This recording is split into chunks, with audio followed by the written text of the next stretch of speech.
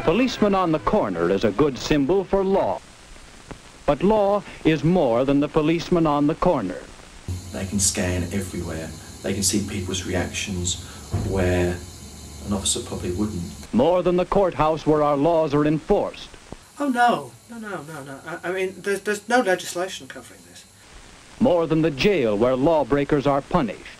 We have more people in prison than anybody else in Europe. Well, if you count Turkey. I don't count Turkey. Law is one of 3 forms of social control which regulate our daily lives.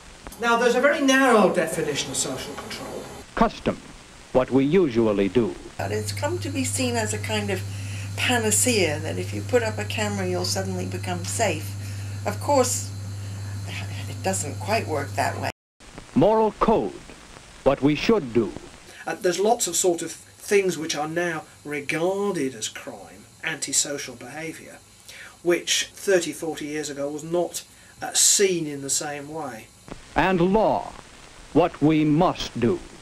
CCTV is vital in deterring criminals, but also catching criminals. The idea is that in pre-industrial times, everybody lived in a face-to-face society, everybody knew each other, so social deviancy was controlled through kin, neighbours, friends. There's no law that says you have to stay or you have to go. You don't need institutions like the state to step in order to enforce the rules of society. Industrialisation, however, is seen as creating a society of strangers. Due to the incredibly rapid expansion, most cities grew into a maze of complexity and confusion. Many of our large cities have paid a terrible price. A general decline in warm neighborly relationships. And the state needs to impose a new form of control to underpin the existing social system. Surveillance cameras seem to suggest that around every corner there's somebody ready to pounce on you. Hey! Quit stalling, get back to work! Now, just how do these social controls affect us? The public space has become an area where people feel frightened. Could the biggest science project ever lead to the end of the world? A massive gas line ruptures. Could it happen in your neighborhood? Are there terrorist cells in your neighborhood? Marijuana. Could it be in your neighborhood? The flip-flop is the new sneaker, but behind this sandal lurks serious danger. If you think you're immune, you better think again. Anarchy, chaos, and cannibalism. Gosh, we better wake up soon. Or we're gonna wake up dead.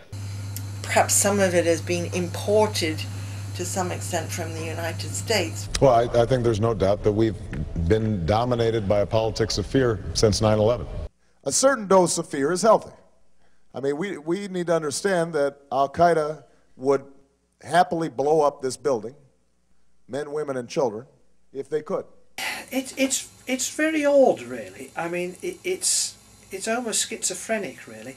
Suppose this were you. What social controls affect you? I think the assumption that most people make is that if there is a camera, it's on. A lot of them are actually empty, and it's essentially the panopticon effect. The idea is if you don't know you're being watched, but you might be being watched. We are among the most watched people in the world. You behave yourself, and that's the idea behind it. See, when we put in surveillance cameras, no one knows they're there.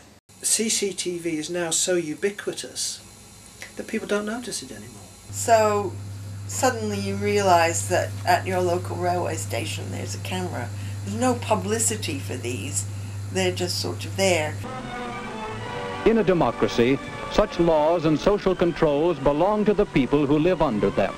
These laws are yours, to make wisely, to change intelligently, to understand and live by.